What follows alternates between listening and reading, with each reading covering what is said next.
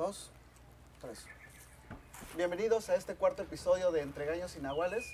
En esta ocasión estamos transmitiendo desde un lugar muy especial. Estamos transmitiendo desde el Museo de la Revolución del Sur, ex cuartel de Emiliano Zapata. En esta ocasión, en este capítulo, estaremos con dos personajes, dos invitados de gran altura y sobre todo que reconocemos en muchas partes del estado de Morelos. Nos acompaña Jesús Zabaleta Castro y Said Conrado Ortiz Martínez. Así como cada 15 días también estaba presente el licenciado Edgar Campos Dorantes y su servidor Jorge Manuel Morales Barón. En esta ocasión estaremos abordando el tema del zapatismo. Estamos en el 10 de abril y ya saben que cada 10 de abril hay que recordar y conmemorar esta fecha tan importante para todo México y sobre todo para todos los morelenses. Me gustaría que ahondáramos un poquito en el lugar que nos encontramos. Nos encontramos en el ex cuartel de la Revolución del Sur.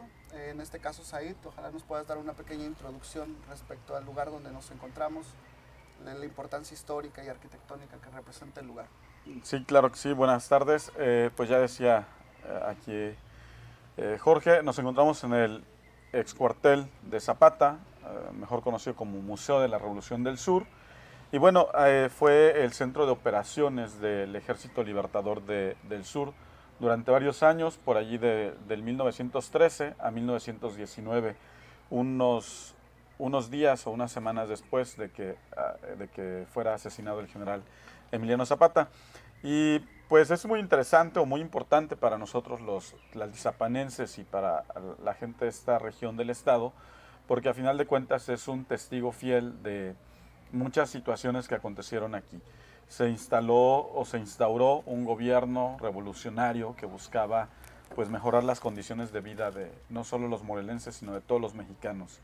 Y sabemos que empujó al grado de que todavía parte de esos ideales que desde aquí se platicaban, muchas veces acompañados de la música de la banda, otras de las comilonas y en otras tantas incluso de los balazos, porque también aquí se ejecutaban a algunos de los enemigos o algunas de las personas que aún siendo del ejército pues rompían las reglas establecidas por ellos mismos, ¿no? Entonces es un edificio importante, emblemático para el estado, para la zona sur, que aún se conserva y que ahora tiene una vocación museística. Y fue, entre otras cosas, ha sido a lo largo del tiempo, después de ser el cuartel general de la Revolución del Sur, ha sido sede del surgimiento de algunas escuelas. En otras ocasiones ha sido la opción para que cuando algunos planteles educativos de diversos niveles han sufrido algunos embates de la naturaleza, aquí puedan los alumnos seguir cursando sus estudios. También pues ha sido sede de muchas otras situaciones y bueno, pues aún se conserva, aquí está, ¿no? a más de 100 años, siendo un testigo mudo de parte de la historia de Tlaltizapán y de la revolución. A mí me gustaría añadir a lo que dijo Said, que este espacio emblemático para el movimiento revolucionario suriano adquiere una importancia mayor cuando yo afirmo que el hecho de que Emiliano Zapata Salazar haya nacido en Anecuilco o haya muerto en Chinameca son meras circunstancias. En el caso de Tlaltizapán, Zapata decidió que el cuartel general del Ejército Libertador del Sur estuviese aquí. Y hay varios elementos que hemos comentado antes de iniciar el programa y en otros espacios, en el sentido de que no solo por razones geográficas, que es permisible comprender que desde aquí podía dominarse en buena medida el territorio morelense, que era un punto estratégico por encontrarse comunicado sobre todo con Cuautla, primero Yautepec y luego Cuautla, y al mismo tiempo estaba muy cerca del territorio de mayor control del Ejército Libertador del Sur, que era el de Tlaquiltenango y Tlaltizapán, que para llegar a Huautla y su conexión con Guerrero y con Puebla. Estos elementos se sumarían a un elemento de carácter religioso, que es la existencia de una imagen fundamental para entender también al personaje Emiliano Zapata Salazar, que es la imagen de Padre Jesús, la imagen principal de Tlaltizapán, del templo y convento de San Miguel Arcángel, y esta imagen era venerada por Zapata, al igual que la imagen del Señor del Pueblo en Cuautla. Sin embargo, esta imagen en particular era de mucho aprecio, de mucha fe de Emiliano Zapata, para poder haber no solo decidido instalar aquí su cuartel, sino haber decidido que en el atrio del templo y convento de San Miguel Arcángel se construyera el mausoleo, que existe a la fecha, donde descansarían los restos del propio Emiliano Zapata Salazar y de los generales, los principales generales del Ejército Libertador del Sur. Estos elementos nos establecen una importancia fundamental del espacio en el cual nos encontramos y que es donde se dio la generación del mayor número de ideas, de propuestas, pero también de órdenes administrativas, de decretos, de leyes, de manifiestos. A las administrativas había desde ordenamientos en materia de alimentación o de producción agrícola, que de sanciones obviamente, en materia administrativa, en materia política, en materia municipal. Aquí se promulgaron las principales leyes del zapatismo, la ley en materia agraria, las diferentes leyes en materia municipalista. Esto nos habla, por supuesto, de que fue el principal centro de generación de ideas de esta corriente que conocemos como zapatismo popularmente, tradicionalmente, que en sentido estricto fue el Ejército Libertador del Centro y Sur. Este es el espacio en el cual nos encontramos. Muy bien. Edgar, ¿algo que quisieras preguntar o quisieras abordar esta plática? Bueno, actualmente veo que el espacio ya ha sido un poco, pues sí, ha tenido intervenciones en cuanto a la arquitectura, tiene, pues veo que sí, tiene bastantes intervenciones. No sé si en algún momento existiera algún registro fotográfico en donde pudiera observarse algo que mencionabas, ¿no? Que me llama a mí mucho la atención. Por ejemplo, que va uno a Chinameca, ves en los muros los impactos de las balas, ¿no? Todavía en el casco de los edificios, ¿no? No sé aquí si existió algo parecido. Si se conservara algún registro. Si se conservara algún registro. No hay un registro fotográfico. Justo antes de iniciar platicábamos con el director del museo, el Eloy, que además agradecemos su hospitalidad, y también a la Secretaría de Turismo y Cultura que podamos estar hoy aquí, que nos permitieran hacer uso de este espacio de los morelenses. Platicábamos que no existe ese registro fotográfico, desafortunadamente. El edificio, antes de haber sido considerado como un museo, les decía yo que tuvo diversos usos. Entre esos usos pasó por intervenciones que no dimensionaron la importancia de los espacios que pudieron servir, por ejemplo, como paredones, ¿no? Para los fusilamientos. Entonces realmente esos lugares están tapeados ya desde hace varias décadas. Sin embargo, todavía podemos apreciar el lugar donde se acuñaban las monedas, que con todo gusto podemos en un rato más tomar algunos registros fotográficos para que enriquezcan más al público. Está allí el lugar donde se acuñaban las monedas, que era justo a un lado de las caballerizas. Ha sufrido modificaciones en esa zona porque bueno, había que instalar servicios en el espacio y ahora se encuentra ahí un módulo sanitario. Sin embargo, está todavía parte de esa situación, ¿no? Y la podemos ver con todo gusto. Podemos añadir que este espacio de origen era un molino de arroz de Manuel Alarcón, quien fungió como gobernador del estado de Morelos, Sí, sí. Y que de los pocos registros fotográficos que hay, que compartiremos enseguida, una imagen que está en un archivo privado que es muy interesante, de la década de los 30, fue un lugar abandonado durante algún tiempo y que fue recuperado, como bien decía Said, con diferentes intervenciones y diferentes usos. Me parece también importante plantear que este espacio adquirió un simbolismo muy particular, pero que lamentablemente no ha habido un interés ni de la gente de Tlaltizapán, ni de la gente de la región, ni de los morelenses en general, ni de las autoridades en los diferentes momentos históricos del estado de Morelos, de darle la dimensión justa a este espacio, que es la cuna del ideario de todo el cúmulo de elementos legales, de decretos y manifiestos del Ejército Libertador del Sur. Creo que no hemos valorado lo que representa este espacio en términos del aporte ideológico a la Revolución Mexicana desde la perspectiva suriana. Muy bien, justo el tema del podcast es el Ejército Libertador del Sur. Jesús, a mí me gustaría como ahondar un poquito más en el tema, entender que nuestro público que nos acompaña el día de hoy es muy diverso, pero sobre todo son jóvenes de 25, 35 años que definitivamente la mayoría no tenemos como esta concepción muy clara de qué representa Emiliano Zapata y sobre todo a nivel ideológico, qué representa el Ejército Libertador del Sur. Ojalá podamos ahondar un poquito en eso, qué representa, qué significa para todos, para estar al tanto. Siempre he planteado que necesitamos una visión crítica de nuestra historia y de nuestra realidad. Yo he afirmado que los morelenses somos sumamente ignorantes de nuestra historia en general y muy particularmente de la historia del Ejército Libertador del Sur y de Emiliano Zapata Salazar. Cuando nos preguntan sobre Zapata y nos decimos los morelenses orgullosos de ser morelenses y de ser zapatistas, lo cierto es que si preguntamos a cualquier morelense cuál era el lema de Zapata, las respuestas son inmediatas. Y hay dos. Tierra y Libertad. Tierra y Libertad es una, y la otra, la tierra volverá a quien la trabaje con sus manos.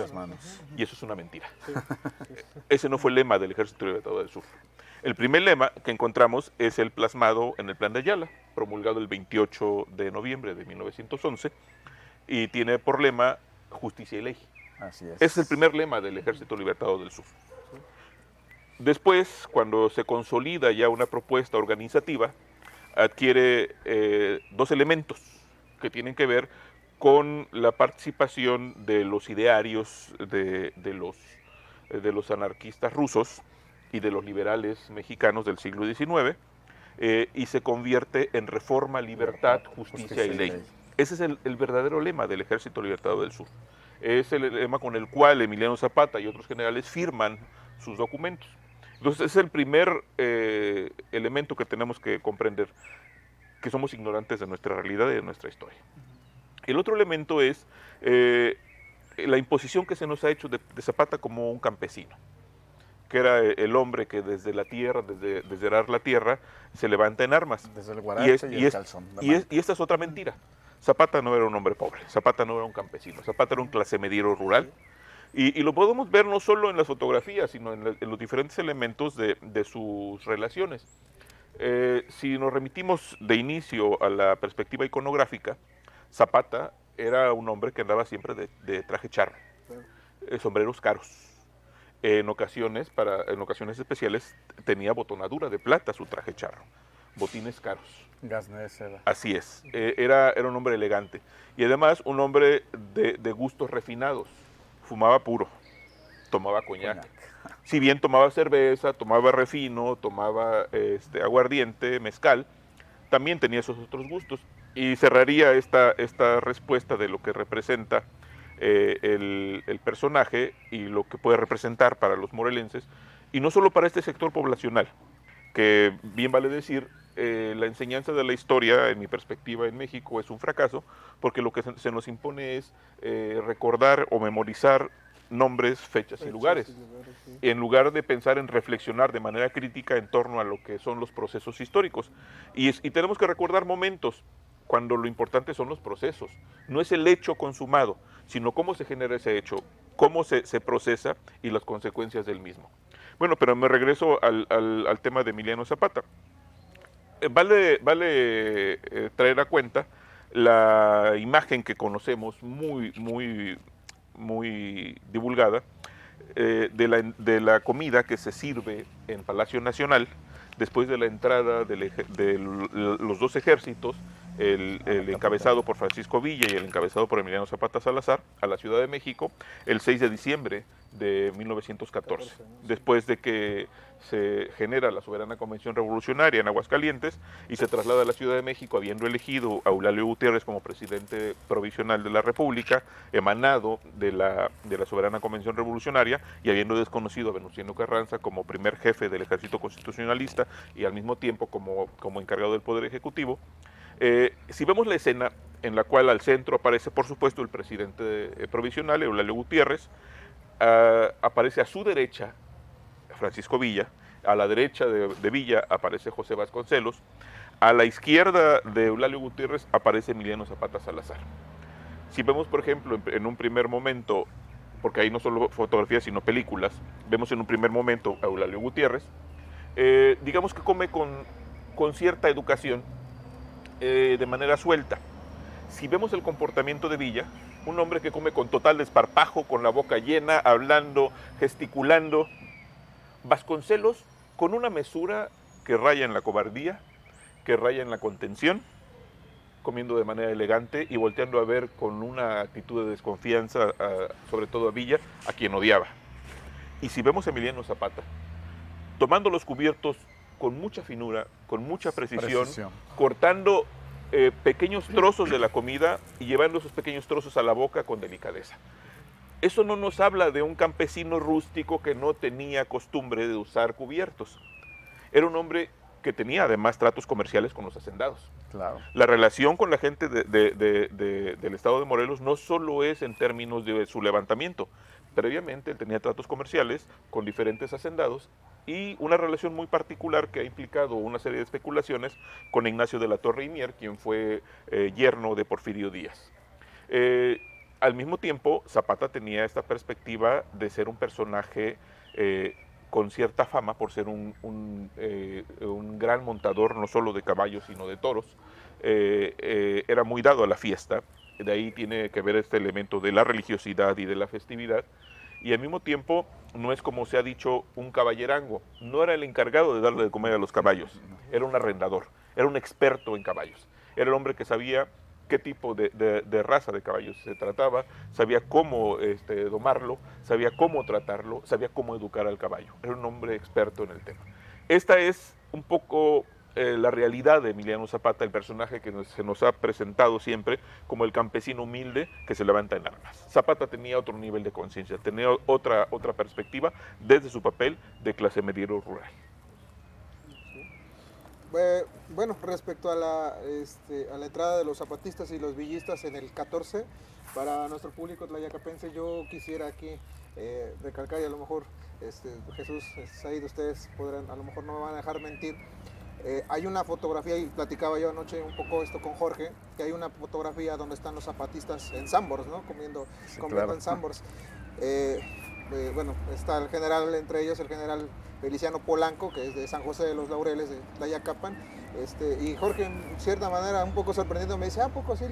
Sí, y ya revisamos y de alguna manera es el personaje, ¿no? Que tiene una cicatriz, una cara cortada, ¿no? Yo quisiera, pues, comentarlo para que nuestro público, pues, con los medios que tenemos ahora en internet, pues busque la fotografía. Son como 3 fotografías en donde se logra ver a Feliciano Polanco. Sí. ¿Sí? Efectivamente hay registros importantes, sobre todo del archivo de Agustín Víctor Casasola, pero hay de otros fotógrafos Manuel de la época. Ramos también, así es, sí. Que nos permiten dimensionar esa presencia. Pero además, si nos remitimos a las fuentes escritas, es importante destacar cómo cuando se anticipó la llegada de los zapatistas y de los villistas en 1914, en diciembre de 1914, a la Ciudad de México, se dice que la gente tenía pavor. Habían sido retratados como asesinos. Pensaban que iban a saquear a la Ciudad de México, que iban a violar a todas las mujeres que encontraran, que iban a quemar todos los negocios. Lo cierto es que la descripción que se hace de los integrantes del Ejército Libertador del Sur es de hombres que se retiraban el sombrero para tocar la puerta y pedir a manera de limosna un poco de alimento. Esa era la realidad que se vivió.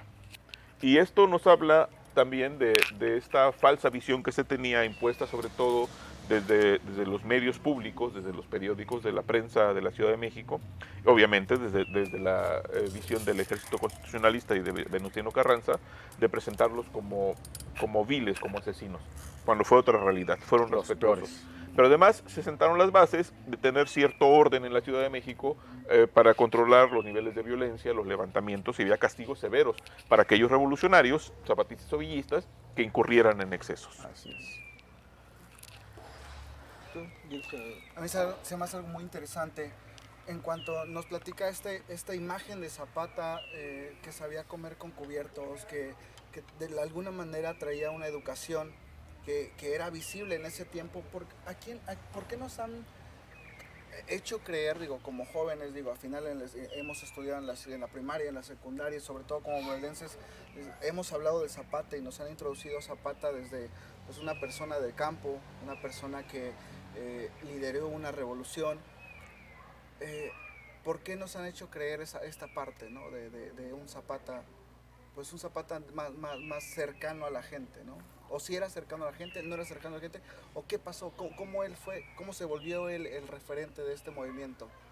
Yo creo que sí era cercano, sin duda alguna. Esa relación que ya comentaba el maestro Zabaleta, que tenía él con el pueblo de Tlaltizapán, por ejemplo, ¿no? No era gratis, a final de cuentas. Una relación, un vínculo comunitario o ese lazo que él tenía, pues no se construyó de la nada. Y no fue solo cuando en su pueblo lo nombran el reclamador de las tierras, ¿no? Porque a final de cuentas lo nombra en algún momento que él vaya y luche y busque y pida que le restituyan las tierras a los habitantes de Anenecuilco que luchaban o pedían desde mucho tiempo atrás. No solo era eso, sino yo creo que también hay una serie de circunstancias importantes en torno a Emiliano Zapata y a muchos zapatistas a final de cuentas, solo que justamente la historia convencional pues se ha fijado en ciertas figuras de manera particular. Tal vez porque sea más fácil o tal vez porque a los gobiernos en turno les convenga más. Yo creo que, y lo digo desde un análisis particular que hago constantemente en torno a los antecedentes de mi familia. Yo creo que había una coincidencia en el tema de que tenían los habitantes, no solo los campesinos, sino los habitantes de los pueblos de Morelos y de muchos pueblos del país, tenían coincidencias con el ideal que se formula en torno a la figura de Emiliano Zapata, ¿no? Que era aquella restitución de tierras, que eran aquellos conflictos del agua que se vienen arrastrando desde varios siglos atrás, no solo desde la época zapatista, ¿no? Vemos como muchas haciendas incluso se devoraban a las otras haciendas porque ellos sí tenían agua y la otra de al lado no, ¿no? Entonces hay como muchas situaciones que se van conjuntando y creo que a final de cuentas la figura de Zapata coincide que en todas las comunidades, o en las comunidades al menos del estado de Morelos, del estado de Puebla, del estado de México y del estado de Guerrero, coincidía que tenían enemigos en común, que era, pues a final de cuentas, los hacendados, ¿no? Y todo el entramado político y de poder que los tenía con cierta limitación, ¿no? O con cierta subyugación. Entonces yo creo que no solamente es la figura de Emiliano Zapata como ese, no surge como ese héroe de telenovela o de película, ¿no? Sino más bien coincide y bueno, a la historia oficial le ha convenido figurarnos en una persona todo ese sentir que había en la sociedad en ese momento.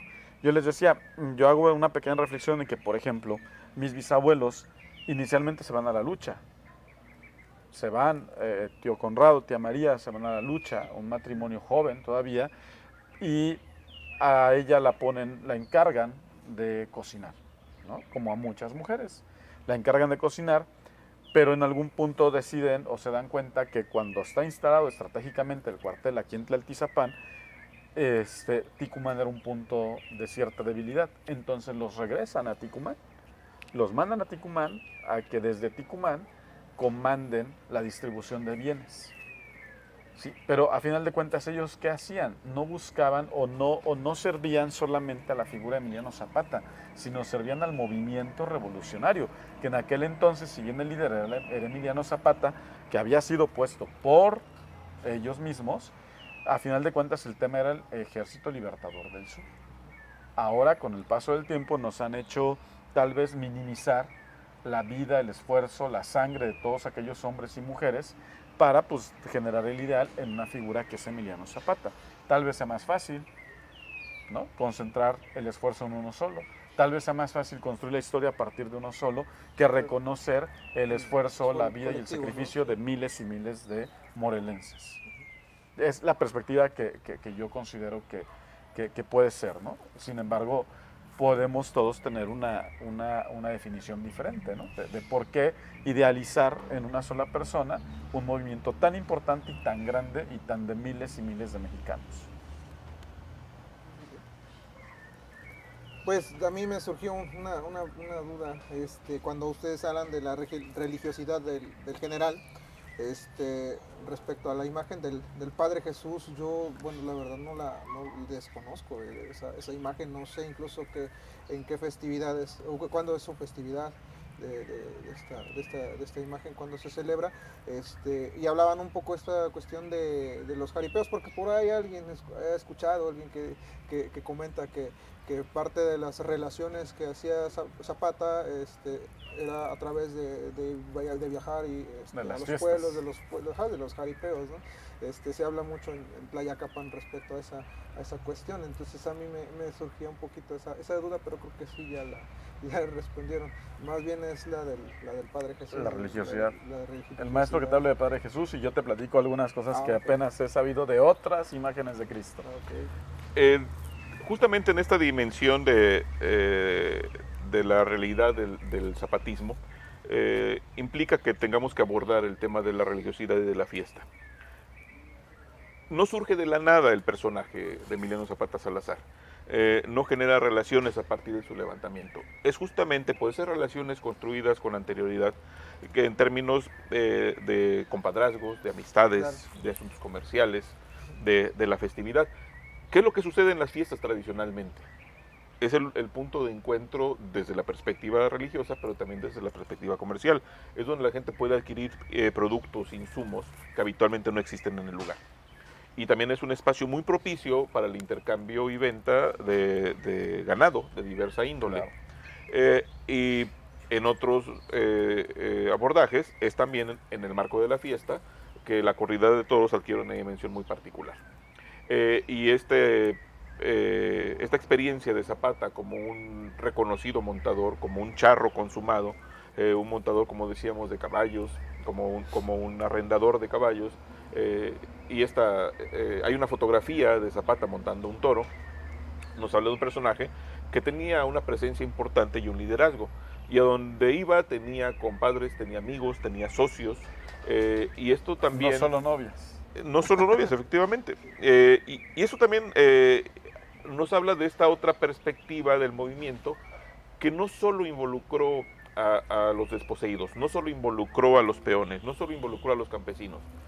Hubo personajes de diferente procedencia, de diferente índole, con capacidad económica, algunos comerciantes, algunos rancheros, gente con poder adquisitivo, o los intelectuales que se les llama. Lo mismo profesores que abogados o médicos que fueron reconocidos durante este proceso y que implica que Zapata se convirtió en un líder natural de toda esta gente a la que ya conocía, con la que Claro. ya tenía tratos. Y en esta misma perspectiva, el conocimiento de Emiliano Zapata del funcionamiento de las haciendas implicó que no fuese la destrucción per se de las haciendas como elementos de conquista, de dominación o de sojuzgamiento, sino todo lo contrario. Zapata entendía el valor de las haciendas, el valor de la caña de azúcar como un elemento económico fundamental para el estado de Morelos, y por eso fue que se ordenó desde el primer momento que los ingenios siguieran funcionando. Por eso se asignó la administración de ingenios a varios de los integrantes del Ejército Libertador del Sur, y por eso funcionaron durante algún tiempo. ¿Qué fue lo que sucedió? Que no había los insumos necesarios, que no había el mercado, obviamente, para poder distribuir este producto, y los insumos como la leña para las calderas no era suficiente. Además de que obviamente tenían que estar dedicados a la guerra antes que cultivar la tierra y antes que producir azúcar. Todos estos elementos nos hablan de una realidad muy diversa, porque adicionalmente tenemos que dimensionar esta otra parte de la territorialidad. El zapatismo o el movimiento suriano no es solamente del estado de Morelos. Y estamos hablando de estados que no solo implican la región cercana, es decir, Guerrero, Puebla, Tlaxcala, Estado de México, sur de la Ciudad de México, sino también Michoacán, Oaxaca, Veracruz. Hay Célula, ¿no? sí, hay expresiones del zapatismo, gente que se levantó en armas enarbolando el Plan de Ayala, también en San Luis Potosí, Claro. o en Tamaulipas. Es decir, bueno, incluso en el sureste hay levantamientos con el Plan de Ayala.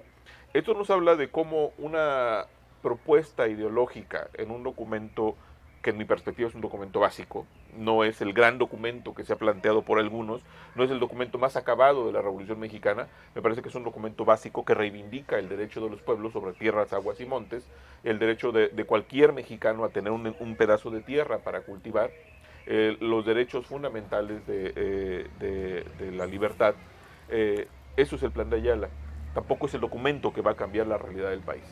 Lo cierto es que en este cúmulo de elementos nos encontramos con este elemento adicional que es el de la fiesta, que es el de la religiosidad, y como vemos, por ejemplo, que entra el Ejército Libertador del Sur a la Ciudad de México, es con un estandarte de la Virgen de Guadalupe. Sí. Habla de otro elemento de esa religiosidad. Así es. Y volviendo a Tlaltizapán en el contexto de Padre Jesús, es una imagen que se venera en la fiesta llamada de los Tres Martes, que es una fiesta muy particular de Tlaltizapán, que implica la procesión de la imagen de Padre Jesús, una imagen considerada muy milagrosa, y por eso implicó, en mi perspectiva, que Zapata decidiese, en función de esta fe a la imagen de Padre Jesús, que decidiera que el mausoleo donde deberían descansar sus restos se encuentra en el atrio del templo y convento de San Miguel Arcángel, donde se venera la imagen de Padre Jesús.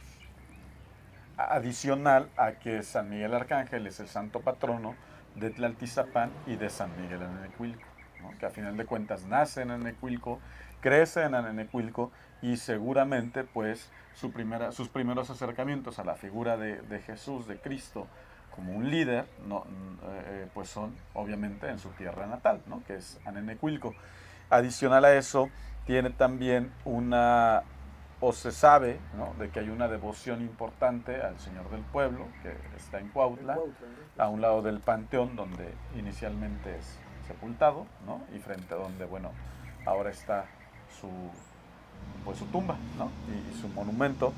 Pero además también se habla de que hay una devoción importante al personaje de Jesús, no solo muerto, sino vivo, ¿no?, que justamente en Tlaltizapán es un Cristo penitente, es una imagen de un Jesús penitente que se utiliza para el proceso del camino al Calvario, ¿no? Y pareciera que hay una similitud, ¿no? Se prepara Zapata también para algún día llegar al martirio, llegar al sacrificio, y tal vez con esa muerte, pues que las cosas tomen un mejor rumbo. Sin embargo, hay tres Cristos que hablan de un Jesús muerto, ¿no?, que es el Cristo de Olaque, que por ahí algunas literaturas dicen que era devoto al Cristo al Señor de Anenecuilco. Sin embargo, en Anenecuilco hay dos Cristos, que es el Señor de Anenecuilco, del cual algunas bibliografías hacen mención, pero es el Cristo o el Santo Cristo de Olaque, o el Cristo Negro de Olaque. Olaque era un barrio al sur de Anenecuilco, que era un barrio de negros, un barrio de esclavos, donde existía una capilla, y el Cristo al que se veneraba o se le rendía tributo era justamente un Cristo mulato, un Cristo negro, que era el Cristo de Olaque. Zapata, se dice que Zapata junto con el Cristo tienen algunas coincidencias, en el sentido de que así como no Zapata, como decía el maestro Zabaleta, no el Zapata campesino, sino en general la gente era desposeída de sus bienes, también el Cristo de Olaque es desposeído de su capilla, porque se toma la decisión de destruir, primero de desaparecer el barrio de negros, para que esos terrenos se conviertan en tierras de siembra de caña, y adicional se destruye también la capilla, y el Cristo es desposeído. Entonces pudiera ser un tema interesante pensar en esa coincidencia, ¿no? Un pueblo desposeído, un pueblo arrebatado, igual un Cristo que es arrebatado de su feligresía, pero además a la feligresía le arrebatan ese espacio de convergencia, ¿no? Y luego viene otro Cristo el Cristo se conserva ahí. Hace algunas décadas un sacerdote decidió que los Cristos no pueden ser negros, que solo hay Dios para los blancos, ¿no? Y lo pintaron de blanco. Pero bueno, ahí está el Cristo todavía. Y adicional a eso, bueno, está también el Señor de las Agonías, de Juchitepec, que a lo mejor fuera más incidental su relación con él, ¿no? Se habla por ahí de que un día iban podían tomar preso al general en la plaza de Juchitepec, le pide en su devoción, en su religiosidad, le pide a Cristo, a Jesús, que bajo la advocación del Señor de las Agonías, que lo proteja, y por alguna situación religiosa, mágica, desde esa cosmovisión que Zapata y la religiosidad pueden tener, pues no logran detenerlo, y entonces en gratitud le dice, pues no sé qué darte, no sé qué ponerte, no sé qué hacerte, y pues eres el general, pero ya soy el general yo, entonces tú te vas a llamar el general de los generales, y hasta la fecha, en Juchitepec al Cristo le conocen el general de generales, que es el Señor de las Agonías, en memoria de que Zapata lo nombra así, y se sigue conservando, bueno, ese título en recuerdo de que Zapata lo nombrara. Entonces, la religiosidad de Zapata es un tema interesante, pero que no solo habla de Zapata, insisto, ¿no? Sino de esa religiosidad y de esos vínculos que las comunidades tenían y que en algunas todavía se conservan, ¿no? Que a final de cuentas tejían amistades, tejían relaciones, fortalecían compadrazgos, fortalecían incluso a veces los vínculos familiares, ¿no? Porque se hacían esos intercambios entre una fiesta y otra de promesas o de regalos a las imágenes o a los santos, pero que a final de cuentas terminaban en una convivencia y en una fraternidad, que creo que eso es importante. La religiosidad de aquellos tiempos detonaba en una fraternidad que fue un elemento importantísimo para que pudiera existir un tejido de cohesión y de pues creo yo que de facilidad para que el movimiento tuviera los logros que llega a tener a lo largo de los años. Hace un momento, perdón, maestro Zabaleta mencionaba que cuando los zapatistas entran a la Ciudad de México en el 14, ellos llegan con un estandarte de la Virgen de Guadalupe. ¿Hay alguna relación con la insurgencia de 1810? ¿Hay alguna relación entre esta cuestión de que los insurgentes igual, con Miguel Hidalgo toman un estandarte de la Virgen como bandera? ¿Hay alguna relación con los zapatistas casi 100 años después? No hay En mi perspectiva la relación no es directa. Finalmente el elemento guadalupano está presente en diferentes momentos de la historia nacional y es un elemento de cohesión en términos religiosos, ideológicos, sociales e incluso bélicos. El hecho de que la Virgen de Guadalupe haya sido un estandarte usado por los integrantes del Ejército Libertador del Sur al entrar a la Ciudad de México el 6 de diciembre de 1914, nos habla del valor de la religiosidad. Finalmente eran hombres de fe, eran mujeres de fe, eran personajes cuyas vidas se articulaban no solo por los ciclos agrícolas, si lo queremos ver en esa perspectiva, sino también por los ciclos festivos, y los ciclos festivos están vinculados con las fiestas patronales. Esta fe manifestada por los zapatistas se muestra en la voluntad de morir por la causa, en esta perspectiva de ser mártires en función del movimiento, en función de sus anhelos y en función de sus creencias. Esta religiosidad se lleva también a esta perspectiva de las rutas comerciales. No podemos entender solamente la fiesta religiosa desde el acto mismo de fe, sino desde el intercambio comercial que implica rutas diversas. Y esto sí me permite vislumbrar una relación en los dos movimientos, el de la Revolución de Independencia, como también se le llama, de 1810, y el de la Revolución Mexicana de 1910, un siglo después, y vinculando dos personajes, que son José María Morelos y Pavón y Emiliano Zapata Salazar, en los que encuentro muchas diferencias, que son la mayoría, pero hay una coincidencia, que es este conocimiento del territorio. No se puede entender el éxito del movimiento insurgente encabezado por José María Morelos y Pavón sin el conocimiento detallado, exhaustivo, extraordinario del territorio de este sur, de esta región suriana, que él conocía perfectamente por haber sido arriero.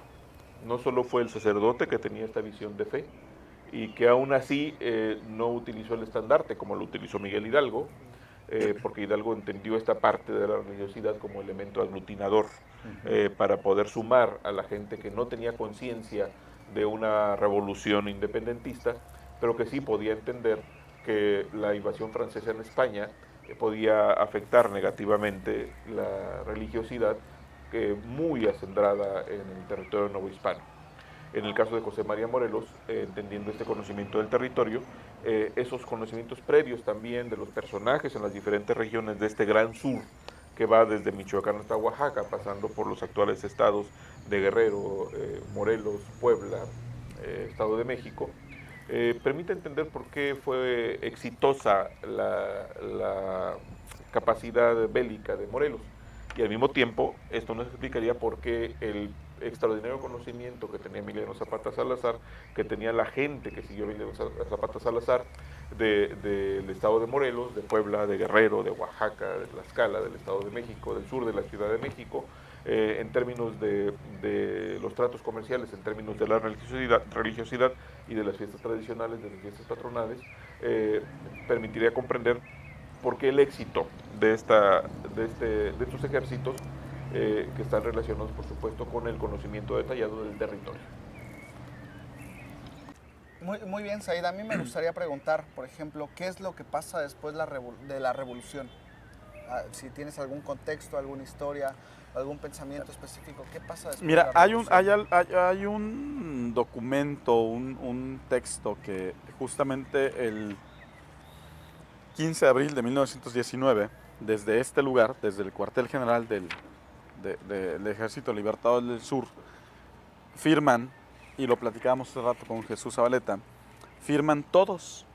Sabemos que en todos los movimientos, incluida la revolución, había vertientes, ¿no? Y había quienes coincidían y quienes no, y se querían unos y se odiaban otros. Sin embargo, justo lo firman todos. Y aquí en él. A lo mejor físicamente no, o casi todos, pero a lo mejor casi todos los líderes del Ejército Libertador del Sur. A lo mejor no físicamente, pero sí estaban en el acuerdo de hacerlo, ¿no? Y justo me gustaría compartir un poco del texto, donde decían los firmantes: Zapata ha muerto, pero nos queda su ejemplo, obra de emancipación, de enaltecimiento del mexicano, de glorificación del trabajador, de consagración plena y absoluta a la causa del pueblo. Es ejemplo de hombría, de noble altivez, de pureza sin mancilla, de gallardo impulso para todo lo bueno, de odio justiciero y vengador contra todo lo bajo y contra todo lo protervo.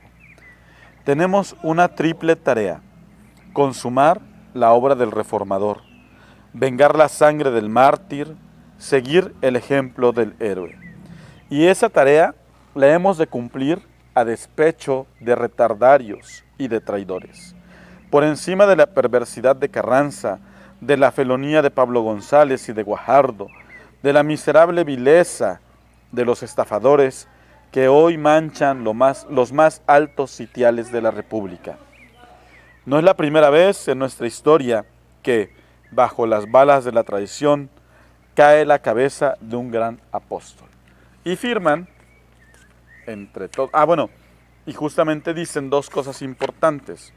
Una de ellas que mencionan que, se me barrió el tema. Bueno, una en particular, cuando terminan, dicen o toman el de hasta vencer o morir.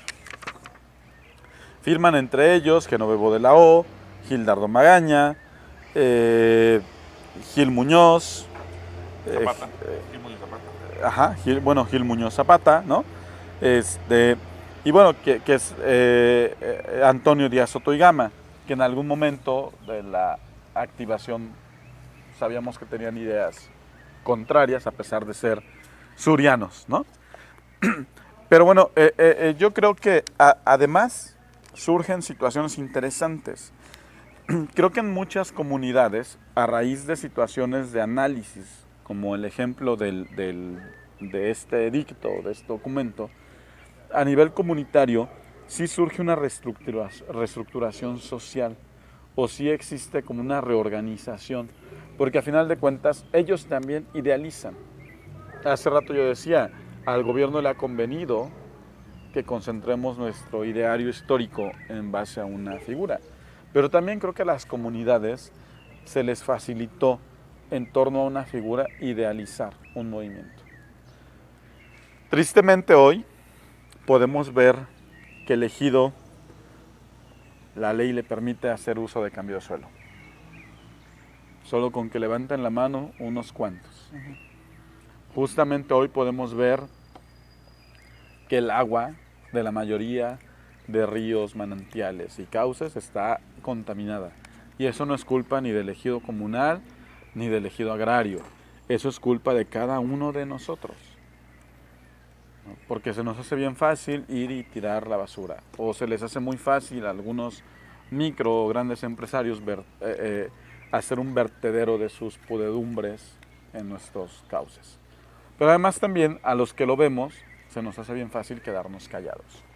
Yo creo, y no quisiera ahondar mucho porque me queda claro que podríamos tardarnos otra tarde más hoy. Yo creo que hay un sentido de desapropiación y de descuido a la tierra. Yo decía unos minutos atrás que Zapata no era de a gratis, ¿no? Zapata no era como una chispa de suerte. Era una consecuencia, era una coincidencia, era una convergencia de todo aquello que le pasó a nuestros pueblos. Sin embargo, hoy yo creo que nos sigue pasando en otra dimensión, nos pasa en otra dimensión, pero además de eso, hoy somos nosotros los responsables y no podemos esperar a un nuevo Zapata. Sin embargo, a pesar de que en su momento tuvimos una constitución política ejemplar para el mundo en el texto, a lo mejor no en la práctica, ¿no? Porque seguro el maestro Zabaleta no coincide, pero en el texto tuvimos una constitución ejemplar. Sin embargo, los mexicanos somos muy dados a irrumpir, a destruir, a contradecir. Pero yo no me centraría solo en la parte del escrito, del texto, de la ley. Yo diría en la práctica. Creo que hay un desarraigo y una descontextualización al amor que hace 100 años tenían nuestros antecesores por esta tierra. Hay un desarraigo a lo que tuvo Morelos, más que Hidalgo.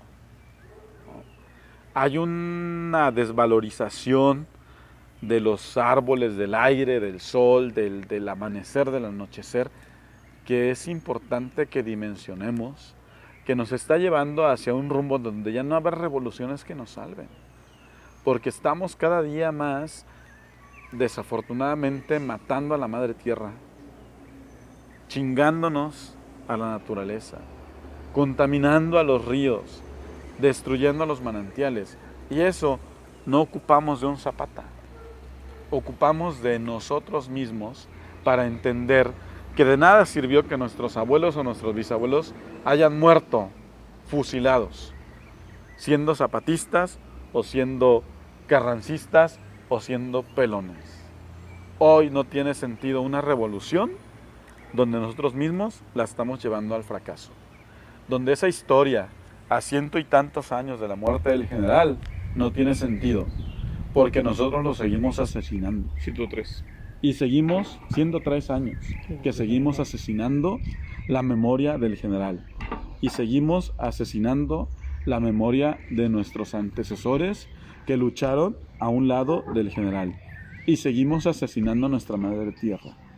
Yo creo que deberíamos entender que esa cosmovisión que ellos tenían hace 113 años, hace 203 años, tenemos que recuperarla, porque si no estamos condenados a morir. Yo me quedaría con el entendido de que la revolución hoy no tiene sentido si no hacemos cada uno de nosotros la parte que nos toca. Y creo que la parte que nos toca es dejar de consumirnos a nuestra madre tierra, dejar de chingarnos a nuestros manantiales, dejar de podrir a nuestros ríos. Y si puedo, siembro una planta en la puerta de mi casa, cabrón. No ocupo más. La tierra no solo son superficies. No ocupo tener una parcela de 10, 15 hectáreas. Ocupo tener responsabilidad social. Necesitamos entender que las cosas han cambiado y que nosotros mismos permitimos que las grandes empresas nos invadan, porque nosotros no estamos haciendo nada. ¿Cuántos campesinos o pseudocampesinos se dedican a vender o a rentar las tierras y no la trabajan? A mí en particular me hace mucha ilusión un día poder sembrar cañita, poder sembrar milpas, pero a mí no me tocó la fortuna de tener esa tierra por la que lucharon mis antepasados. Sin embargo, quienes lo tienen no lo valoran. Sería importante que entendamos que la revolución podría seguir tan vigente como nosotros lo quisiéramos. Solo que los mexicanos somos complejos, los morelenses somos complejos. Tenemos que reivindicar desde nuestras trincheras la sangre de esos morelenses y de esos mexicanos que hace más de 100 años dieron su vida por la libertad que hoy tenemos.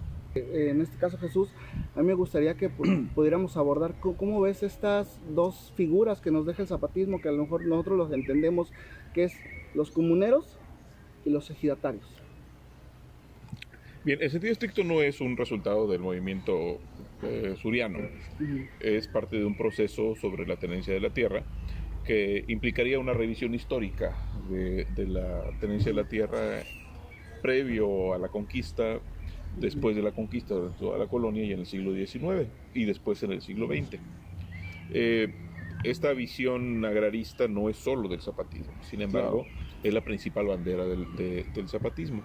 Por eso hablábamos hace rato de cómo el Plan de Ayala plantea de manera concreta, contundente, esta reivindicación de los derechos de los pueblos sobre tierras, aguas y montes. Y no aborda, por ejemplo, el tema obrero, no aborda, por ejemplo, el problema de la justicia integral, no aborda el tema de una reforma de la estructura y forma de gobierno. Se centra en una necesidad específica, concreta. Cuando se da la primera entrega de tierras en 1911 por parte de Emiliano Zapata, se inicia un proceso pausado, lento, tortuoso, que después se convierte en una realidad más contundente cuando se crean las comisiones agrarias, que en el caso de Morelos, que se dividió en distritos, y de esto hace una memoria Marte R. Gómez, que fue responsable de una de estas tareas. Nos habla justamente de estos criterios que son diversos y que no necesariamente generan coincidencias. Aquí, por ejemplo, en Morelos estuvo un personaje fundamental para la historia de México, quien fue gobernador de Yucatán, que participó en esas comisiones agrarias, Felipe Carrillo Puerto, y que se cuenta la anécdota de que al preguntarle a Zapata sobre los criterios para establecer los linderos de las parcelas, Zapata le dijo que respetara los tecorrales. Es decir, esta tradición que venía desde antes de la colonia, que se consolidó desde la colonia y que implicaba este reconocimiento de la posesión de la tierra, sea comunal o sea personal o familiar, en una perspectiva de tradición. Sin embargo, es muy complejo el tema de la tenencia de la tierra, sobre todo cuando se privilegia en la visión de Francisco I. Madero o en la visión de Venustiano Carranza el tema de la propiedad privada, que se impone sobre la propiedad colectiva, sobre la propiedad a manera de ejido o de común. Esto nos lleva también a dimensionar el tema de la territorialidad del municipio, y aquí tiene que ver también el cúmulo de elementos ideológicos que confluyen en torno a la Revolución Mexicana. Vale decir que uno de los temas planteados en la Soberana Convención Revolucionaria, que se instaló el 10 de octubre de 1914 en Aguascalientes, en el Teatro Morelos, y que en un primer momento excluyó al Ejército Libertador del Sur, Sí, claro. planteó el abordaje del tema municipalista. El principio de la libertad municipal, de la autonomía municipal, se discutió en ese momento, y cuando llegan los zapatistas, después de que a propuesta del ejército de la División del Norte, encabezada por Francisco Villa, son invitados los zapatistas, se plantea el Plan de Ayala, y uno de los temas vinculados al Plan de Ayala es el tema del municipalismo, por una razón básica, porque uno de los delegados zapatistas, que es Antonio Díaz Soto y Gama, en 1901 realizó su tesis para obtener la licenciatura en Derecho bajo el tema de breves consideraciones sobre el municipio de México. Y esto marca la pauta de todas las propuestas municipalistas que en la materia desarrolló el ejército de Torre del Sur a propuesta de Antonio Díaz Soto y Gama. La ley de derechos de los pueblos, la ley orgánica municipal y otras disposiciones en materia administrativa, jurídica y social que implicaba la territorialidad. Entonces, el asunto se vuelve complejo cuando tenemos que hablar del territorio desde la perspectiva de lo administrativo, de lo político, claro, pero también de la productividad. Y esto nos lleva a entender cómo esta atomización del territorio en términos de ejido o en términos de comuna contribuyó en buena medida al conflicto que después se dio de la baja productividad, porque justamente si vemos ejemplos en otras partes del mundo, lo que encontramos es que a mayor división del territorio, menor productividad. Claro. Entonces se volvió una paradoja, como al beneficiar a las comunidades en la búsqueda de esta reivindicación de los derechos de los pueblos sobre tierras, aguas y montes, se produjo una atomización del terreno de tal manera que se disminuyó la productividad. Finalmente es un problema complejo, y esto nos llevó a que Carranza, en enero de 1915, promulgara su primera ley agraria, adelantándose a una propuesta zapatista que se dio después y tratando de ganar una partida política. Sin embargo, no hubo realmente una propuesta que contribuyera a esta perspectiva que de origen tuvo el zapatismo y que concretó de manera muy puntual en el Plan de Ayala promulgado en 1911, para entender cómo se podía dar este proceso. Finalmente, con esto cierro, la idea, el ideal del zapatismo de que todos los campesinos pudieran tener una tierra para cultivar no se concreta. Claro. Y después de la revolución se generó un corporativismo a través de las organizaciones de representación campesina, que lo que hizo fue sojuzgar al campesino en una perspectiva de presunta democratización, y que a la fecha constituyen espacios de poder que lucran con los derechos de los campesinos para beneficiar a unos cuantos que son los líderes. Claro. De ellos. Sí. Que sigue siendo el ideal o el ideario de esos líderes. Que es un falso discurso, que se termina siendo un falso discurso. Que sigue siendo un falso discurso en la actualidad. Y aquí es donde tendríamos que entender... Y la practicidad al día de hoy. Un tema que propongo que abordemos, que es el de la apropiación de la imagen de Zapata, que en mi perspectiva Zapata en buena medida es un elemento mitológico, porque el mito zapatista es parte de la construcción que hemos hecho desde nuestra historia, desde nuestra identidad o nuestras identidades, y que es parte de un discurso fundamentalmente de poder. Muy bien. Pues me parece muy interesante esta última parte de cuando se habla de repartir la tierra entre los campesinos, porque creo que Adolfo Gili incluso lo menciona en uno de sus libros, ¿no? Que incluso Zapata desde antes de ser el líder del Ejército Libertador del Sur siempre se recurrió a él como la figura de ser el ayudante de Amenecuilco, de ser el líder de Amenecuilco, y que desde antes de la revolución él ya tenía un ideario de repartir esta tierra, de repartir la tierra de las haciendas, ¿no? Para la gente. Para la gente, ¿no? Incluso se habla de un evento que hubo con la hacienda del hospital, en donde él reparte estas tierras, ¿no? Esto me resulta, siento que entra un poco en conflicto porque al final dices, se reparten nada más con los líderes, ¿no? Con los cabecillas, no hay una repartición equitativa, ¿no? de las tierras, ¿no? incluso y vuelvo a comentar a Adolfo Gili. Adolfo Gili también pues, escribe este capítulo de la comuna de Morelos, ¿no? Donde hay una repartición empieza a haber esta repartición de tierras, ¿no? Pero jamás se dicen pues, quiénes son los beneficiarios, ¿no? de este repartimiento. El proceso es interesante porque también tiene que ver con la confrontación de las perspectivas de las dos principales corrientes identificadas dentro del ejército de la Cabo del Sur. Y me refiero a esta visión que tenían los ideólogos originarios y que prácticamente son dos, y me refiero a Pablo Torres Burgos y a Atilio Montaño Sánchez, que le dan un sentido desde esta visión regional de la territorialidad. Y después viene la otra visión de estos ideólogos que llegan de la Ciudad de México, estos ideólogos citadinos, estos ideólogos urbanos, entre ellos obviamente Antonio Gastón Digamos, el principal, pero también Octavio Pazoloza, ¿no? Y también Gildardo Magaña, entre otros, que tratan de imponer una visión más nacional e incluso internacional a partir del abordaje que ellos realizan del problema en esta perspectiva formativa de sus antecedentes anarquistas en algunos casos, socialistas en otros casos, pero que en mi perspectiva tratan de imponer una visión a una realidad que no conocen. Es poco lo que se ha estudiado de Pablo Torres Burgos, que en sentido estricto fue el primer representante. Y le debemos, ¿no, maestro? Necesitan, pero el problema es que no hay fuentes. El problema es la falta de fuentes. Lo que sabemos obviamente es que se constituyó el representante en el interlocutor con Francisco I. Madero para poder iniciar este movimiento en el sur. Claro.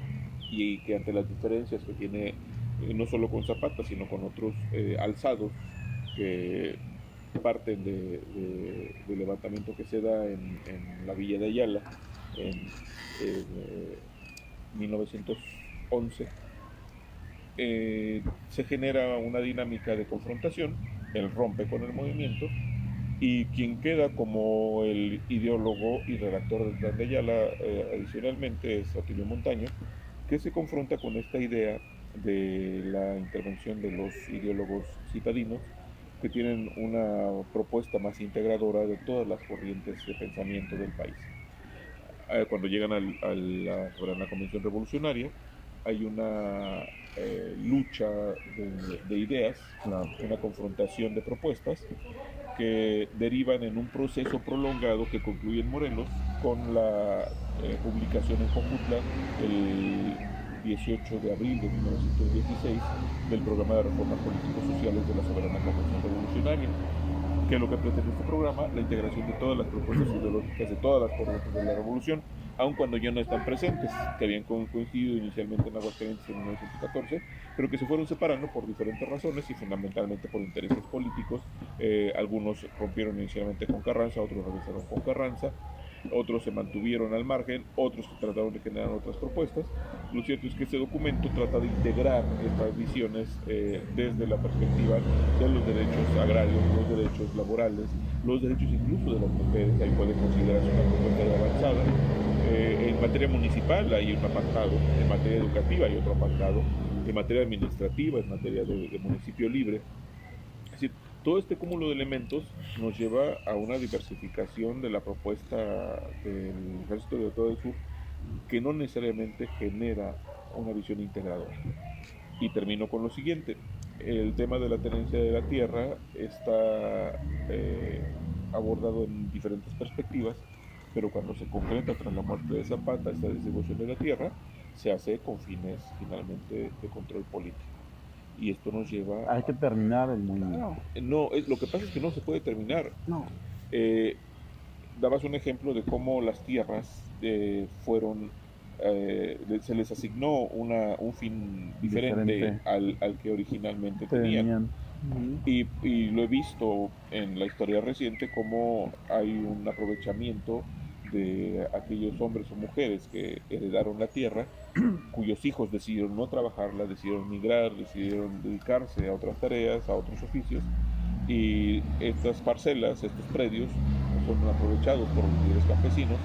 Se genera una acumulación otra vez de la tierra en función de intereses políticos y económicos y no del fin último que se pretendía desde el Ejército del Sur de reivindicar los derechos de los pueblos. Así es. Esta lucha puede decirse en un sentido que resultó frustrada porque no se reivindicaron los derechos de los pueblos, sino se generó, O aunque se haya... se generó una nueva oligarquía desde el campo. Claro. Y desde los mismos campesinos y desde el mismo Desde la ejidatario comuna y desde o del el mismo ejido. comuno, ¿no? Sí. O sea, claro. Sí. Pareciera que están regresando al origen de la lucha, ¿no? Sí. Pero de una manera equivocada. En una perspectiva puede ser un retroceso Claro. y en otra perspectiva puede ser una nueva forma de organización desde el campo, Claro. que tiene que ver también con la falta de tecnologización, la falta de insumos, la falta de créditos, la falta de mercado, el sometimiento a los mercados internacionales, la incapacidad de satisfacer la demanda nacional de la mayoría de los insumos y obviamente el sometimiento a un mercado internacional que es marcado por las grandes empresas en materia de insumos, sobre todo alimenticios. Muy bien. Yo no, dice, yo no quiero comentar nada. De hecho, yo tengo muchas dudas. A ver, antes de que sigas, El podcast pásame tu micrófono. ¿Ya se desconectó? Desconéctalo el tuyo. El mío Ajá. se desconectó, el de Jesús. No, el tuyo. El mío Ujú. se desconectó, el de Jesús se desconectó también. No te preocupes, yo en postproducción lo arreglo todo. No, ok, yo lo sé, amigo. Néstor. Ajá. Bueno, ahí hicimos un corte, ¿no? Y obligatorio, ¿no? Es bastante interesante la postura. A mí me gustaría preguntar, ¿cuál es la actualidad, por ejemplo, del zapatismo? A ver, vamos a preguntar, el zapatismo en la actualidad, ¿qué repercusión tiene? ¿Mantiene la misma fuerza? ¿Y para dónde va? Bien, lo que podemos decir es que en mi perspectiva el zapatismo no existe más. Existe una visión mitológica del zapatismo, existe una interpretación romántica del zapatismo, pero no necesariamente existe el zapatismo. Lo que podemos identificar es una perspectiva de ensoñación del movimiento revolucionario suriano de 1910. Esta idealización que nos llevaría a pensar en un personaje predestinado, en un personaje heroico, en un personaje Platónico, inmarcesible incluso. Cuando estoy convencido, siempre lo he dicho de esta manera, a los héroes tenemos que bajarlos de su pedestal, quitarles su naturaleza broncínea, regresarles su naturaleza humana, para entonces sí dimensionarlos de manera justa. Fueron hombres o mujeres, aquellos personajes que son reconocidos por la historia, hombres y mujeres comunes y corrientes, con una diferencia. Tomaron decisiones importantes en momentos específicos. Creo que eso marca la diferencia. Y también soy convencido de que si le quitamos esa predestinación al personaje, tal vez podemos dimensionar con mayor precisión la grandeza del mismo. Aquí tenemos dos vertientes: el personaje histórico, que puede ser dimensionado a partir de los documentos de todos los referentes históricos con los cuales contamos, y el personaje mítico que hemos construido socialmente, que hemos construido tradicionalmente, que hemos construido desde esta perspectiva de lo popular. Y aquí tendríamos que hacer un abordaje de la forma de apropiación que hemos hecho del personaje.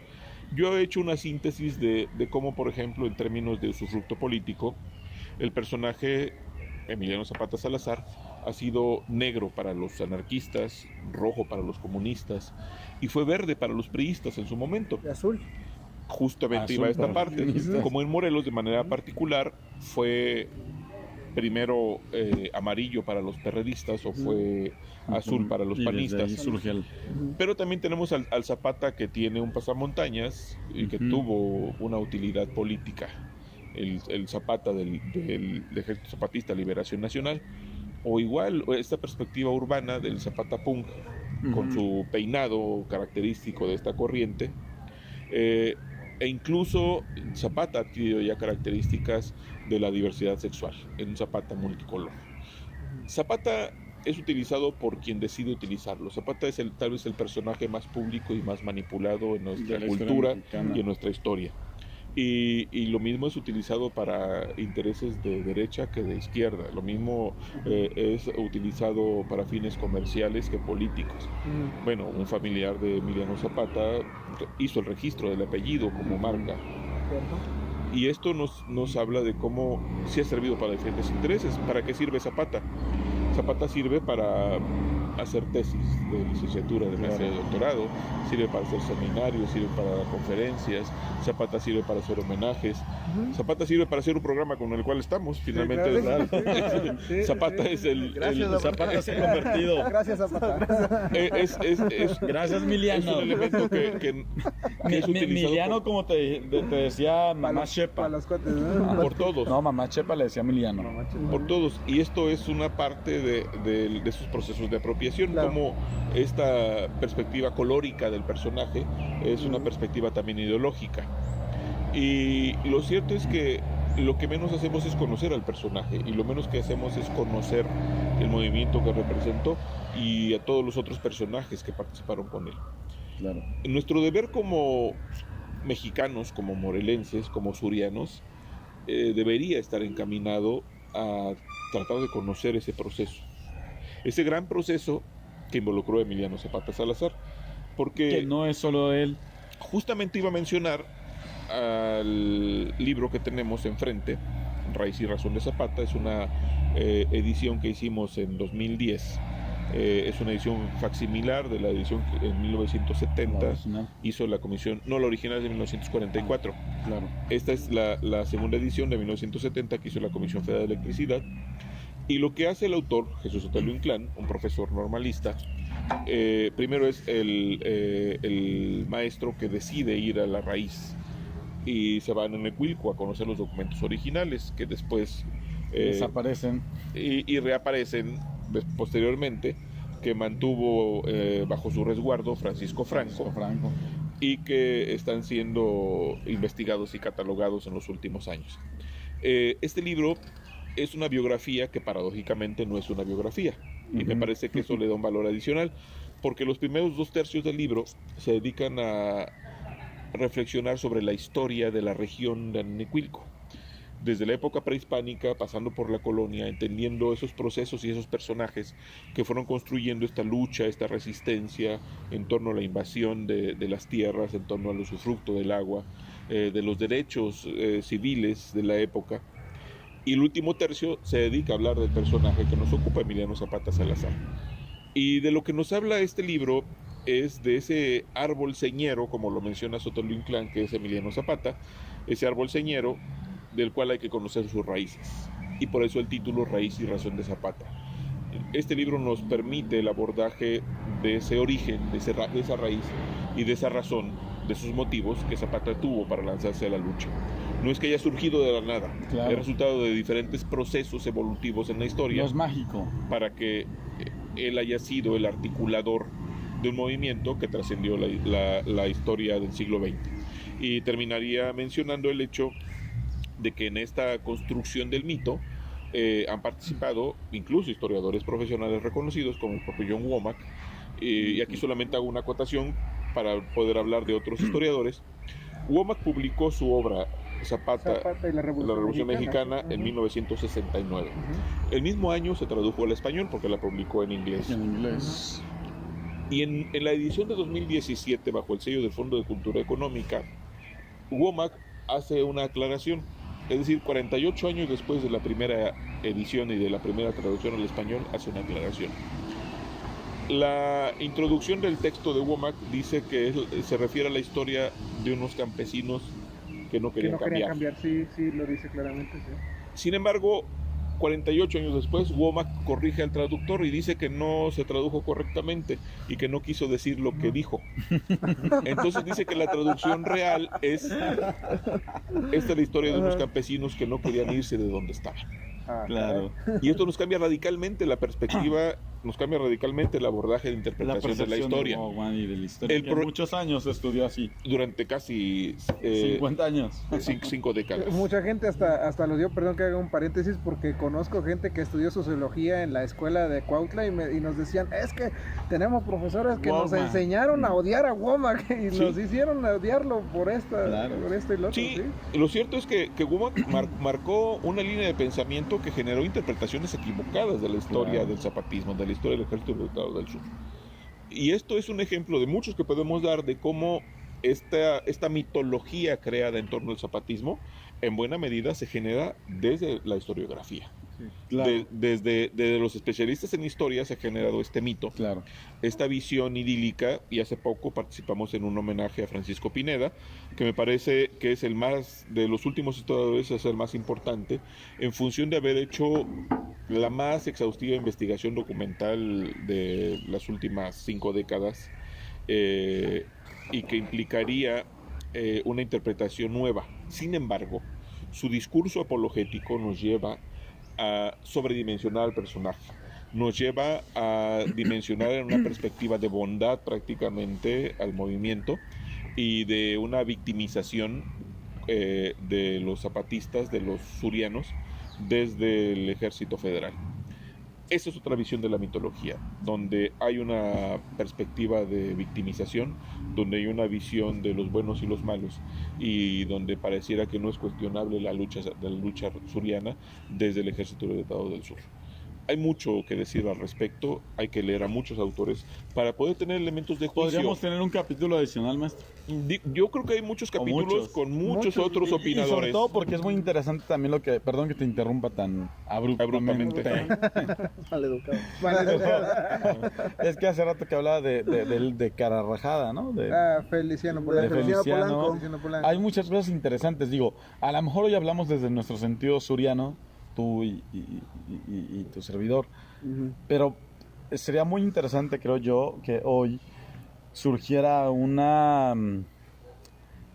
pues una propuesta para entre gallos nahuales, para que podamos hablar nuevamente, podamos volver a vernos en un futuro no muy lejano y poder hablar más desde el concepto del Ejército Libertador del Sur, sin embargo también tratando de rescatar información o documentación de la tradición oral,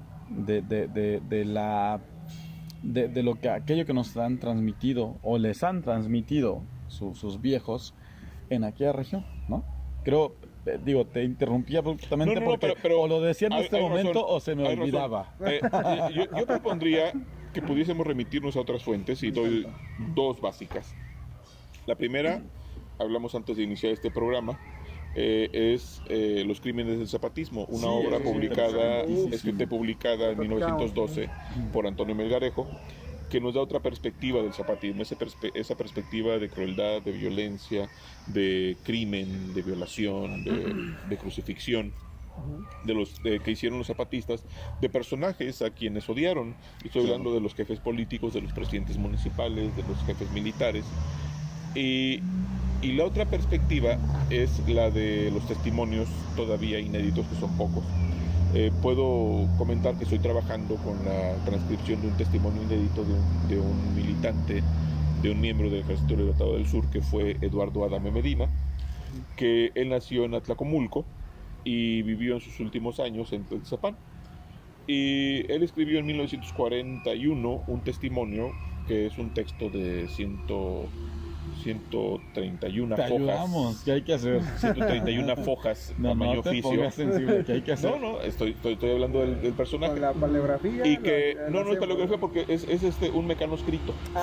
Más fácil. Muy interesante, pero tiene una muy particular redacción. Hay una transcripción ya de alrededor del 20% del documento. Te Y ayudamos con lo otro que hace Eduardo Adame Medina es una visión más coloquial del movimiento. Y, por ejemplo, nos presenta a los personajes en una perspectiva más humana. Claro. Hay dos momentos que falta nos recuerdo, hace eso? por ejemplo, Zapata carcajeándose, que no imaginamos a Zapata. Sí, no Zapata más. es el inamovible Sí. personaje que no sonríe, que no Muy serio llora. en sus fotos. El Sí, gas del sí. sombrero, la Sí, pistola. sí. Y en otra Un fuerte. descripción, lo que hace Eduardo Adame es mencionar a un Zapata que está ebrio y que se retira de una reunión en estado de ebriedad. o cuando Zapata cae del caballo, cuando es perseguido en algún momento por los federales y que se arrastra bajo la alambrada. Es decir, es el personaje real, el personaje humano. Que nos hemos negado a lo mejor aceptar, también. pero también viene la otra parte de los otros personajes. De hecho, hay una lista que Adame Medina menciona como aquellos hombres que se sumaron al Plan de Ayala entre 1911 y 1912 y describe cómo murieron en el periodo revolucionario o cómo sobrevivieron y murieron después de este periodo revolucionario.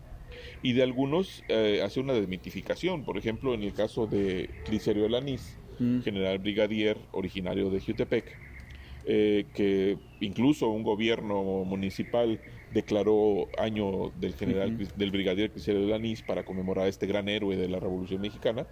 Lo cierto es que Eduardo Adame consigna que murió en una riña, no murió en batalla como se ha presumido. Ni siquiera merece el mérito. Así es.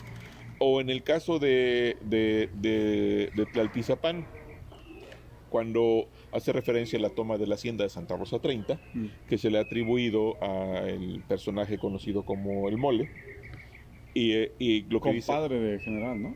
Sí, por supuesto. De Zapata. Por supuesto, y que dice Eduardo Adame Medina, que fue Carlos Sepúlveda, así lo dice, el verdadero héroe de la toma de 30. Y dice con una frase al terminar, que mole y que nada. Es decir, este abordaje en una perspectiva muy coloquial, propia. Así es, pero también hace Real. referencia a que tal personaje murió asesinado porque en el campo todos querían ser reyes. Y por Ese tipo de expresiones coloquiales, o murió en una riña, o murió por conflictos personales, no por la o revolución, murió a traición, o murió por órdenes del comisariado, no, del gerente del ingenio. Hay un revolucionario que murió, dice Eduardo Adame, por órdenes del gerente del ingenio, Eugenio Prado, no Eugenio, sino dice Eugenio Prado, sí. Claro. Entonces, son elementos que habitualmente no tenemos a la mano y que nos permite tener otro abordaje, otra dimensión y otra interpretación bueno, pues aquí de la tienes historia. un licenciado en artes y un licenciado en historia que te van a ayudar con el otro 20. Claro, tómalo en cuenta, te ayudamos. Son referentes que podemos tener desde otras perspectivas, desde otros testimonios, desde otras visiones de época que nos permitirían redimensionar e incluso reinterpretar la historia del Ejército Libertador del Sur la historia y los y de personajes. Emiliano Zapata Salazar. Claro. Sí. Sí. Pues podemos tener muchos más capítulos, muchos más pláticas. Digo, el maestro Zabaleta, no hay mucho más que decir Es un después cúmulo de de su información. después de su participación. No hay más que decir, ¿no? Seguiremos, creo que haciendo más entre gallos y nahuales. Sí, seguiremos justamente transmitiendo más programas, ¿no? Estamos con el capítulo 4. Jesús, muchas gracias por acompañarnos, muchas gracias por brindarnos toda esta información, sobre todo cuestionarnos, es lo más importante, ¿no? O sea, no creer lo que creemos, ¿no? Cuestionar, preguntarnos, reflexionar en torno a lo que nos han dicho, en torno a lo que creemos, pero sobre todo, pues, gracias por darnos esta otra mirada del zapatismo, otra mirada del Zapata que es importante para todos, ¿no? A mí me gustaría ya para ir cerrando este capítulo, estamos el 10 de abril, hoy es 10 de abril, domingo 10 de abril, hoy es la revocación de mandato. Hoy es la revocación de mandato. No le toques ese tema al maestro. No le toques ese son. ¿Qué opinión hay respecto a la revocación de mandato? En los últimos años, la política en México ha sufrido un muy acelerado proceso de descomposición. Resultado de la ignorancia, resultado del capricho, resultado del fanatismo.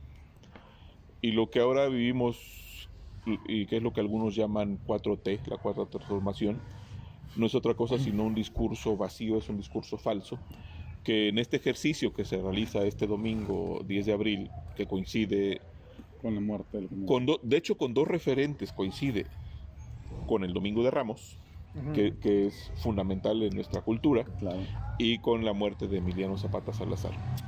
Perdón que te interrumpa antes de la 4T. El general murió un Jueves Santo. Sí. ¿Verdad? Sí. Digo, ahí lo dejo como porque puede ser como coincidencia. Puede ser una coincidencia más que podríamos dialogar en otro momento. De martirización. ¿no? Retomando el tema de esta perspectiva de una revocación de mandato, soy sintético, es absurdo que la revocación de mandato la proponga y la promueva quien va a ser revocado, Claro. quien puede ser revocado. En cualquier país civilizado, la revocación de mandato la promueve la oposición, la promueve la corriente de pensamiento, la corriente de opinión que está en contra del gobierno en turno. Eso es un contrasentido. Lo que sucede es un proceso de reivindicación del ego del gobernante que busca que a través de una consulta pública se alimente este ego y que contribuya también a fortalecer una estructura electoral con la perspectiva de la elección de 2024. En sentido estricto, para mí es un ejercicio inútil, innecesario en este momento. El país vive una crisis terrible en materia económica. En estos días se daban unos datos muy concretos. El mes de marzo es el de la mayor inflación en los últimos 21 años. Rebasó 7.5%. Mucho. Y si revisamos la carestía de la vida, se han rebasado los límites de los más altos precios que se han tenido en los últimos 20 o 30 años. Los niveles de violencia han rebasado toda perspectiva, todo pronóstico con respecto al mismo periodo de los gobiernos anteriores. Y esto nos lleva a cuestionarnos sobre, por ejemplo, Morelos. El día de ayer, 14 asesinatos. Sí. Nunca en un día había tenido Morelos ese número de crímenes. Y esto nos habla de esta falta de gobierno que está encaminado más bien a una reivindicación de su imagen que al ejercicio pleno del gobierno mismo. ¿Votaste? Voté. Y voté por este gobierno. Voté por este presidente. No, ¿votaste hoy en la revocación de mandato? No, definitivamente no. No lo hice porque sería ser cómplice de una mofa de la legalidad, sería ser cómplice de un ejercicio falso que solo busca la reivindicación del ego de un personaje. Muy bien. ¿Algo más para cerrar, para concluir? Pues no, esperamos, bueno, al menos de mi parte, espero que sigas pues con nosotros en esta mesa, Jesús, Said también, ojalá nos sigan acompañando en otra ocasión, porque la verdad es que en mi caso yo también quería compartir otras cuestiones que yo pues tengo conocimiento para el caso de la región de Tlayacapan, en cuanto a esta idea de la cuestión un poco, pues para no, bueno, es un poco morboso no decirlo, pero un poco sanguinario, ¿no? Esta crueldad del zapatismo. Del zapatismo, claro. Sí, todavía tradición oral que existe en la comunidad, documentos en donde se involucra a otros generales como Lucio Moreno, pero yo creo que pues por cuestiones lo vamos a dejar. Hay más. Hay más y luego yo creo que lo vamos a dejar para Hay otra más ocasión. y en una que sigue. Un Sí, próximo en una que capítulo. sigue, sí. Ojalá nos acompañen, yo creo que, Claro que sí. estamos encantados. Pues yo creo que Con nos todo vemos, gusto. la siguiente nos vemos en Casa Grande. La que sigue nos vemos en Casa Grande, que además sí. está precioso el edificio. Pues como cada 15 días nos despedimos de ustedes, les agradecemos que se mantengan en sintonía. Nos vemos en un próximo capítulo de Entre Gallos y Nahuales. Hasta luego. Gracias.